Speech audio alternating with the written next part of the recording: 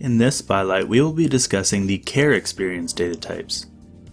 The CareExperience data types represent a record of the subjective account of a particular episode of care. A care experience can be recorded from the patient or provider perspective. Patient care experience represents the patient's account of a care experience. The most common tool for assessing such an experience is the consumer assessment of healthcare providers and systems. Provider care experience represents the provider's account of a care experience. Provider care experience records reflect the provider's satisfaction with key structures, processes, and outcomes in the healthcare delivery system.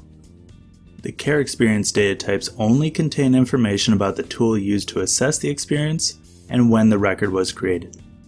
As of 2016, the use of these data types has been rare. As such, it is recommended that consultation be sought when intending to use these data types in any measures. This has been a QDM Spotlight on the CareExperience data types. For more information, please read the QDM specification available on the ECQI Resource Center.